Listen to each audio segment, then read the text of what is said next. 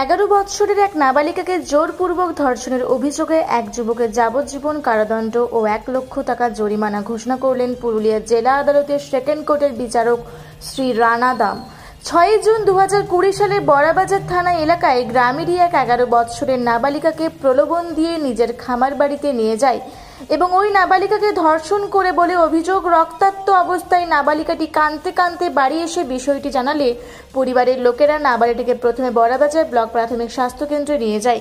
সেখান থেকে উন্নত চিকিৎসার জন্য পুরুলিয়ার দেবেন মাহাতো সদর হাসপাতালে পাঠানো হয়েছিল।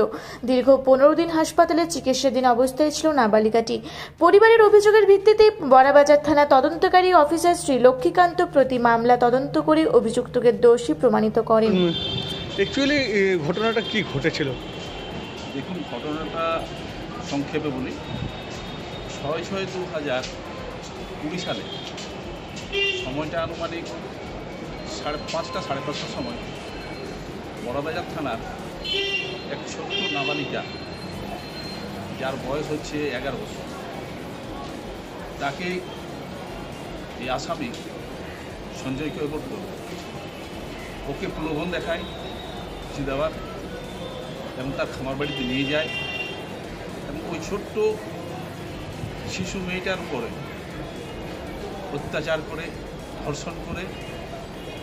মেয়েটা সহ্য করতে পারে না, রক্তাক্ত অবস্থাতে বাড়ি ফিরে তার মা বাবার কাছে আসে এবং সঙ্গে সঙ্গে তার মা বাবার ঘটনার কথা বলার পরেই তারা বড়াবাজার বিপিএসসিকে নিয়ে যায়। ওখানে কিছু ট্রিটমেন্ট করে, কিন্তু ভালো বুঝতে না পারার জন্যে সঙ্গে সঙ্গে ওরা পাঠিয়ে দেয় পুরুলিয়া দেবেন মাহাতো সদর। সেখানে মেয়েটা প্রায় 11 দিন ধরে তার ওই চিকিৎসা হয়। এই হচ্ছে ঘটনা। এই ঘটনার অভিযোগ করার পরে তার বাবা অভিযোগ করেন। অভিযোগের পরে মামলা শুরু হয়। মামলার তদন্ত ছিলেন এসআই লক্ষ্মীকান্ত প্রতিবাবু। উনি তদন্ত করেন, চার্জশিট সাবমিট করেন।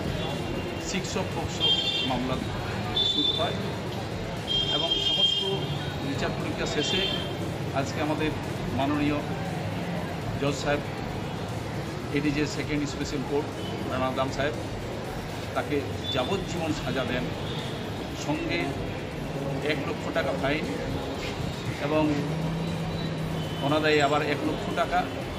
সেই টাকা যদি দেওয়া হয় তাহলে পরবর্তীকালে নিজেকে দেওয়ার চিন্তাভাবনা আছে। এই হচ্ছে ঘটনা। আপনার নাম? আমার নাম স্পেশাল কুকি আনোয়ার আলী আনসারি।